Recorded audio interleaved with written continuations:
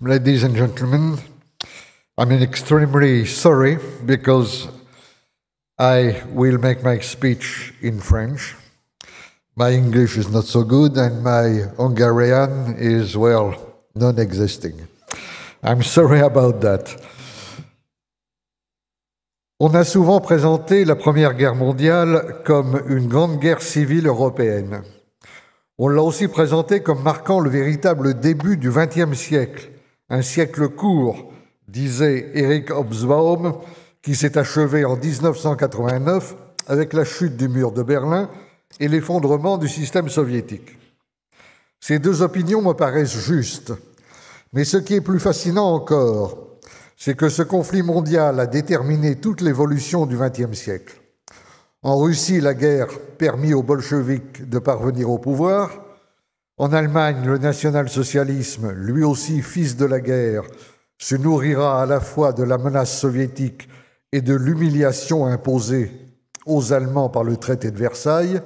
Hors d'Europe, l'avènement du principe de nationalité aboutit à la décolonisation et nous n'avons pas encore fini aujourd'hui de percevoir les conséquences de ces phénomènes. Dans une Europe qui était à peu près restée en paix depuis 1871, le déclenchement du conflit en août 1914 fut accueilli dans tous les pays par des scènes de liesse et d'enthousiasme. Innombrables étaient alors ceux qui attendaient de la guerre, qu'ils pensaient être de courte durée, l'avènement d'une ère nouvelle, la naissance d'un homme nouveau ou régénéré. Le grand sociologue Max Weber déclare à ce moment-là que, quelle qu'en soit l'issue, cette guerre est grande et merveilleuse. En Autriche, Robert Musil lui fait écho en s'exclamant que la guerre est belle et fraternelle. Et Stefan Zweig lui-même se dit transporté d'émotion. Rares sont ceux qui, tel Oswald Spengler, annoncent plutôt le déclin de l'Occident, ou qui, comme l'écrivain français Romain Rolland, prix Nobel de littérature en 1915, prévoit dès l'ouverture des hostilités que cette guerre européenne sera la plus grande catastrophe de l'histoire depuis des siècles, ou encore qui, comme l'écrivain anglais David Herbert Lawrence, l'interprète comme une catastrophe menaçant d'achever une civilisation qui tombe en morceaux. 4 ans plus tard, on s'aperçoit au contraire que la Grande Guerre a bel et bien marqué le naufrage de la civilisation moderne, en même temps qu'elle a mis fin aux certitudes sur lesquelles les Européens avaient fondé leur vision de la vie et de l'histoire du monde. La foi optimiste dans le progrès s'est effondrée avec les descriptions de l'enfer des tranchées et des destructions dues aux technologies nouvelles. Le fameux esprit de 1914 n'est plus qu'un souvenir. On parle désormais de déchaînement bestial, de boucherie inutile, de fin d'un monde, d'anéantissement de l'individu par la machine de guerre. Des œuvres littéraires comme le roman Ulysse de l'Irlandais James Joyce, Les derniers jours de l'humanité de l'Autrichien Karl Kraus, les poèmes de la terre vaine de l'Américain Thomas Stearns Eliot, pour ne citer qu'eux, sont autant de témoignages de ce nouvel état d'esprit. À la question « Qui a perdu cette guerre ?», la réponse la plus courante est aussi la plus simple. La Première Guerre mondiale a été perdue par les empires centraux et ce sont les puissances alliées qui en sont sorties victorieuses. Mais quand on y regarde de plus près, on s'aperçoit que la réalité est plus complexe. D'une certaine manière, en effet, c'est l'Europe tout entière qui est sortie perdante de ce gigantesque conflit mondial. Perte de substance humaine, pour commencer. La guerre qui dura 51 mois a représenté pour les peuples européens une saignée presque sans précédent. En 1918, près de 10 millions de soldats sont morts au combat, ce qui correspond à une moyenne de 6 000 morts par jour. Le nombre des mutilés est 3 fois supérieur. Les veuves et les orphelins se comptent par dizaines de millions, Sur le seul front de l'Ouest, entre 1914 et 1918, ce sont environ 900 Français et 1300 Allemands qui sont morts chaque jour, sans modifier le plus souvent de plus de quelques mètres ou centaines de mètres la ligne de front entre les deux armées. Durant la seule bataille de Verdun, de février à juin 1916, 315 000 Français et 281 000 Allemands ont été tués. Au cours des 5 mois suivants, au cours de la bataille de la Somme, 200 000 Français, 450 000 Allemands, 420 000 Anglais trouvèrent la mort, tandis que la ligne de front restait sensiblement inchangée. Depuis des siècles, l'Europe n'avait jamais connu de conflit aussi meurtrier sur une période aussi courte. À cette perte humaine s'ajoutent encore d'autres pertes. Perte d'un modèle de belligérance lié au ius publicum europeum, perte d'influence de l'Europe du point de vue de la géopolitique mondiale, perte d'un modèle politique particulier, le modèle de l'Empire. La Première Guerre mondiale avait commencé comme une guerre traditionnelle.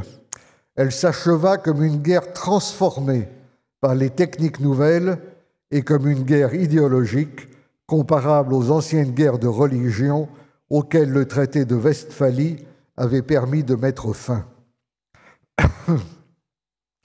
Ce fut d'abord une guerre industrielle. L'industrie de guerre a fabriqué des armes de destruction massive nouvelles, mitrailleuses, artillerie lourde, gaz asphyxiants. De nouveaux engins firent leur apparition avec les sous-marins, les blindés, les avions. La reconnaissance aérienne permit de cartographier les lignes ennemies et d'ajuster les tirs d'artillerie avec plus de précision. Près de 70% des pertes humaines enregistrées au cours de la guerre furent d'ailleurs causées par l'artillerie.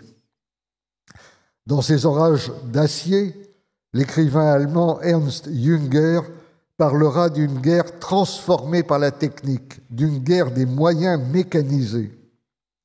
À partir de 1916, ce n'est plus en effet la volonté humaine qui gouvernait la guerre, mais la guerre elle-même qui assujettissait l'homme à une gigantesque et anonyme technologie de la mort. À l'instar de la modernité industrielle, la modernité technologique dégradait l'homme en l'abaissant au rang d'instrument de la machine. La Grande Guerre, d'autre part, est très vite devenue une Glaubenskrieg, comme disait Werner Sombart, c'est-à-dire une guerre idéologique et religieuse opposant des cultures, des modèles de civilisation et des conceptions du monde opposées.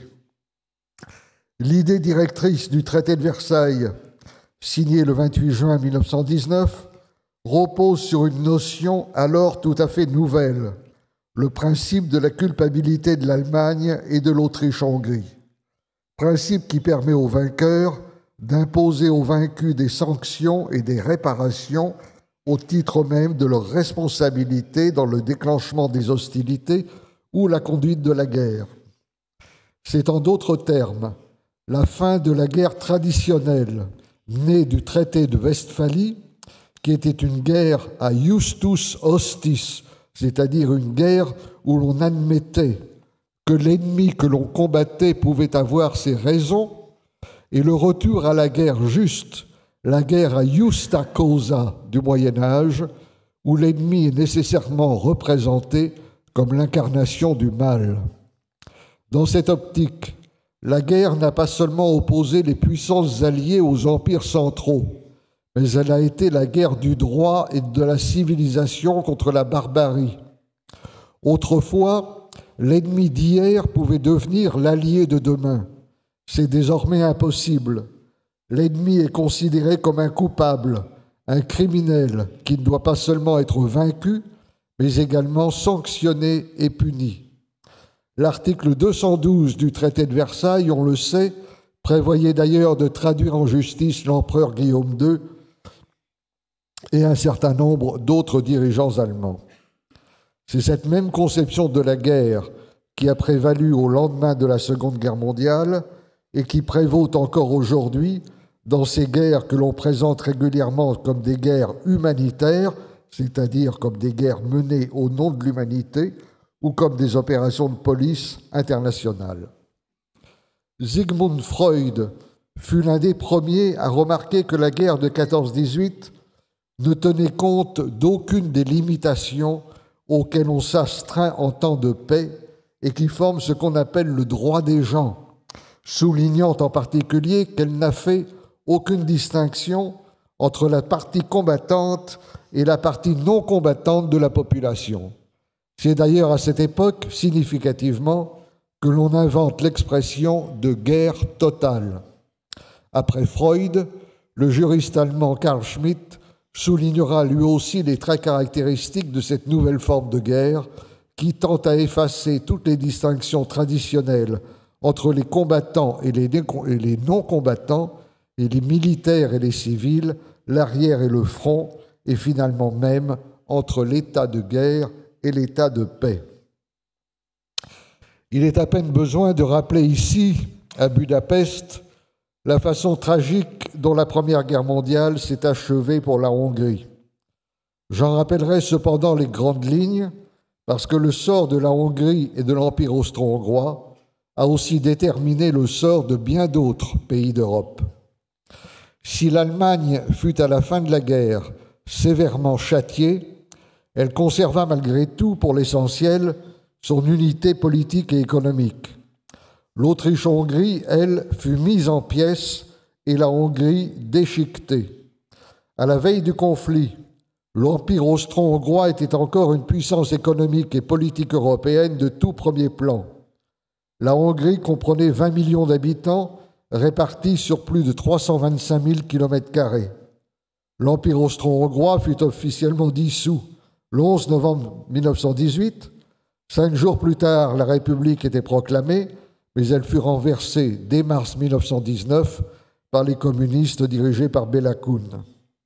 Après le traité de Saint-Germain-en-Laye, signé le 10 septembre 1919, le traité de Trianon, signé le 4 juin 1920, eut pour la Hongrie des conséquences désastreuses.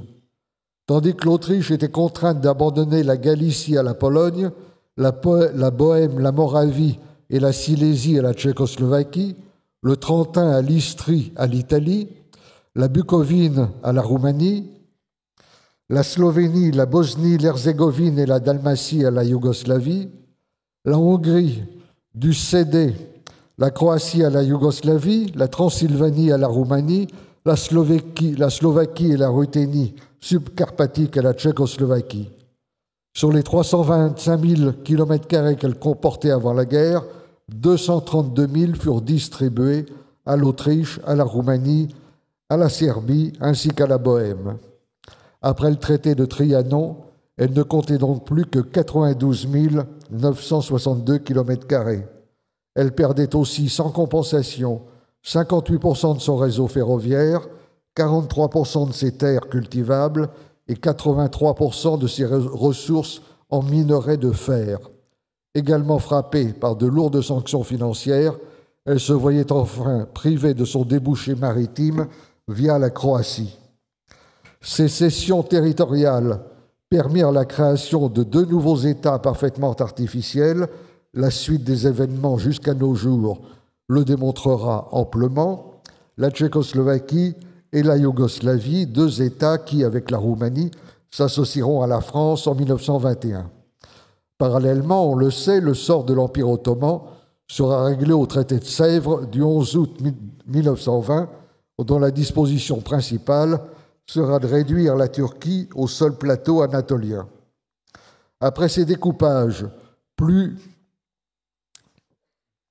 de la moitié de la population hongroise de souche magyare se retrouve à vivre hors de la Hongrie, sous nationalité roumaine, tchécoslovaque ou yougoslave, tandis que la majorité de sa population se composait désormais de Slovaques, de Roumains et Croates.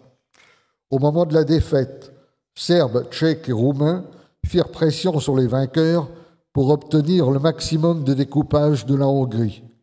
Dès novembre 1918, le gouvernement français faisait parvenir au président Wilson une note évoquant les discussions préliminaires de paix avec l'Allemagne, note dans laquelle on pouvait lire que, pour ce qui concerne l'Autriche-Hongrie, la question ne se pose même pas puisque cette puissance a disparu. Dans les zones contestées, les arbitrages, lorsqu'il y en eut, furent systématiquement conclus au détriment des Hongrois.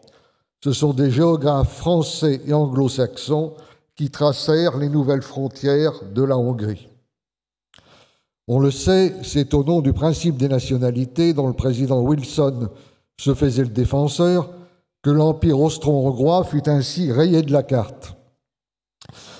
Thomas Woodrow Wilson, fils d'un pasteur presbytérien, était né en Virginie en décembre 1856. Élu gouverneur du New Jersey en 1911, il fut désigné comme candidat du Parti démocrate à l'élection présidentielle de novembre 1912, qu'il remporta avec une majorité assez confortable face au républicain Theodore Roosevelt. Il est réélu en 1916, restant ainsi à la tête des États-Unis durant la période particulièrement cruciale de la fin de la Première Guerre mondiale. Intellectuellement, c'est un authentique héritier des pères fondateurs des États-Unis. Comme beaucoup de ses compatriotes, il est convaincu de la mission universelle des États-Unis d'Amérique, mission à la fois politique et morale, dont le journaliste John O'Sullivan a exposé les grandes lignes dans son célèbre essai sur la destinée manifeste, Manifest Destiny, de l'Amérique. Calviniste, il regarde les Américains comme un nouveau peuple élu de Dieu, à qui il revient de dominer le monde pour le régénérer en lui imposant son modèle particulier. Cette vision idéologique et manichéenne lui interdit de penser le monde dans sa complexité.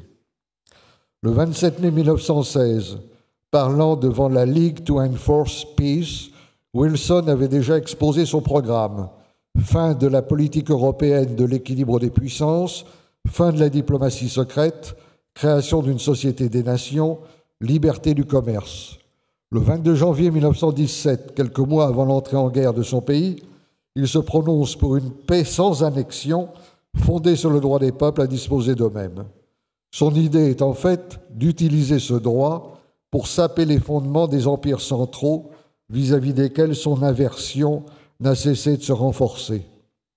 Le 8 janvier 1918, il expose à nouveau ses vues sur l'Europe dans ses célèbres 14 points. Or, c'est précisément en se référant à ces 14 points qu'en octobre 1918, l'Allemagne adresse à Washington une note concernant le rétablissement de la paix. Le gouvernement allemand, y est-il précisé, accepte comme base pour les négociations de paix le programme fixé par le président des États-Unis d'Amérique dans son message au Congrès du 8 janvier 1918. Cet appel à l'arbitrage des États-Unis revenait à confier le sort de l'Europe entière à l'Amérique. De fait, ce ne sont pas seulement les vaincus qui vont pâtir de leur défaite, mais l'ancien ordre européen tout entier qui va s'effondrer, tandis qu'en 1919, la Société des Nations se met en place. Pour le président Wilson, nous l'avons dit, l'indépendance des nationalités est avant tout un moyen de provoquer le démantèlement des empires. Prétendant redessiner la carte de l'Europe au nom de la justice et en prévision d'un avenir radieux, il rassemble en réalité, comme jamais dans le passé, des motifs de haine et des occasions de conflit. Allemands de Haute-Silésie, de Danzig et des Sudètes, Slovaques annexés à la Tchécoslovaquie, Hongrois de Transylvanie livrés à la Roumanie, Autrichiens du Sud-Tyrol rattachés à l'Italie, Croates, Slovènes, Bosniaques et Macédoniens annexés à la Yougoslavie, très vite, des craquements vont apparaître, annonciateurs de catastrophes. C'est pour cela que l'Europe va se retrouver, elle aussi, ruinée, détruite, morcelée, à l'image de l'ancien empire austro-hongrois.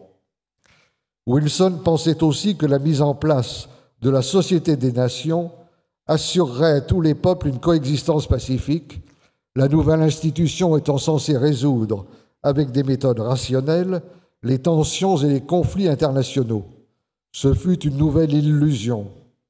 Sur le plan géopolitique, au lendemain de la Première Guerre mondiale, la puissance anglaise est renforcée par rapport aux puissances continentales, mais ce sont surtout les États-Unis, jusqu'alors restés neutres, qui se sont retrouvés renforcés et enrichis comme ils ne l'avaient jamais été auparavant, tandis que l'Europe dans son ensemble devenait un ensemble de seconde zone.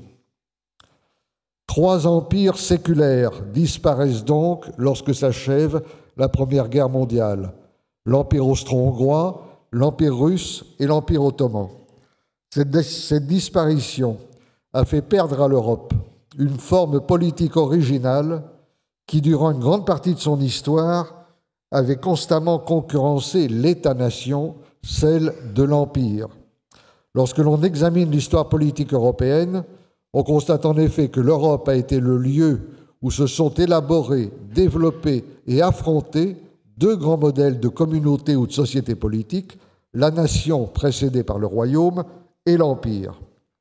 Qu'est-ce qui distingue fondamentalement l'empire de la nation? C'est d'abord le fait que l'empire n'est pas avant tout un territoire, mais fondamentalement un principe ou une idée. L'ordre politique y est en effet déterminé non par des facteurs matériels ou par la possession d'une étendue géographique, mais par une idée spirituelle ou politico-juridique. Ce serait donc une erreur de s'imaginer que l'empire diffère de la nation avant tout par la taille, qu'il est en quelque sorte une nation plus grande que les autres. Certes, par définition, un empire couvre une large superficie, mais l'essentiel n'est pas là. La distinction est courante au Moyen Âge entre la notion d'auctoritas, de supériorité morale et spirituelle, et celle de potestas, simple pouvoir politique public s'exerçant par des moyens légaux. Dans l'Empire médiéval, comme dans le Saint-Empire, cette distinction sous-tend la dissociation entre l'autorité propre à la fonction impériale et l'autorité que détient l'empereur comme souverain d'un peuple particulier. Charlemagne, par exemple, est d'une part empereur, d'autre part roi des Lombards et des Francs. L'allégeance à l'empereur n'est donc pas soumission à un peuple ou à un pays particulier. Dans l'Empire austro-hongrois, la fidélité à la dynastie des Habsbourg l'emporte sur les liens de caractère national ou confessionnel. La nation, au contraire, trouve son origine dans la prétention du royaume à s'attribuer des prérogatives de souveraineté en les rapportant non plus à un principe, mais à un territoire. On peut en placer le point de départ dans le partage de l'Empire carolingien au traité de Verdun. C'est à ce moment-là, en effet, que la France et l'Allemagne, si l'on peut dire, commencent des destinées séparées. Par la suite, au milieu du XIIIe siècle, les légistes formulent la doctrine selon laquelle le roi de France, ne reconnaissant au temporel personne au-dessus de lui, est exempt de l'Empire. En s'affirmant empereur en son royaume, rex imperator in regno suo, le roi oppose sa souveraineté territoriale à la souveraineté spirituelle de l'Empire, sa puissance purement temporelle au pouvoir spirituel impérial. Au XVIe siècle, la formule du roi empereur en son royaume se trouvera directement associée à la nouvelle conception de la souveraineté que théorise Jean Bodin et qui servira de base à l'absolutisme monarchique. Alors que la nation cherche à faire se correspondre le peuple et l'État, l'Empire associe des peuples différents. Sa loi générale est celle de l'autonomie et du respect de la diversité. L'Empire vise à unifier à un niveau supérieur sans supprimer la diversité des cultures, des ethnies et des peuples. Il constitue un tout dont les parties peuvent être d'autant plus autonomes que ce qui les réunit est plus solide. Ces parties restent organiques et différenciées. L'Empire s'appuie par là beaucoup plus sur les peuples que sur l'État. Il cherche à les associer à une communauté de destin sans les réduire à l'identique. L'Empire austro-hongrois, pour ne citer que lui, a fonctionné avec une grande efficacité pendant une longue période, alors que l'addition des minorités formait la majorité de sa population et qu'il associait aussi bien des Italiens et des Roumains que des Juifs, des Serbes, des Ruthènes, des Allemands, des Polonais, des Tchèques, des Croates et des Hongrois. Ce qui caractérise au contraire le royaume national, c'est son irrésistible tendance à la centralisation et à l'homogénéisation. L'investissement de l'espace par l'État-nation se manifeste d'abord par la délimitation d'un territoire sur lequel s'exerce une souveraineté politique homogène. Cette homogénéité se donne à saisir, dans un premier temps, à travers le droit. L'unité territoriale résulte de l'uniformité des normes juridiques. Dans l'Empire, une même citoyenneté associe des nationalités différentes. Dans la nation, les deux termes de citoyenneté et de nationalité sont au contraire synonymes. C'est à cette notion d'empire que j'aimerais me référer en conclusion.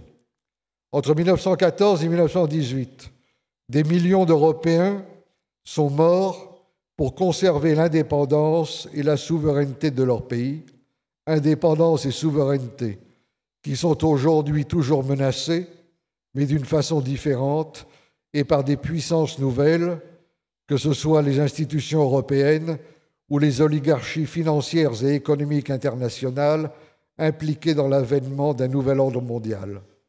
Dans ce contexte, il vaut peut-être la peine de réfléchir au modèle de l'Empire dont le principe premier était celui du nécessaire respect de la diversité des cultures et de l'identité des peuples. Je vous remercie.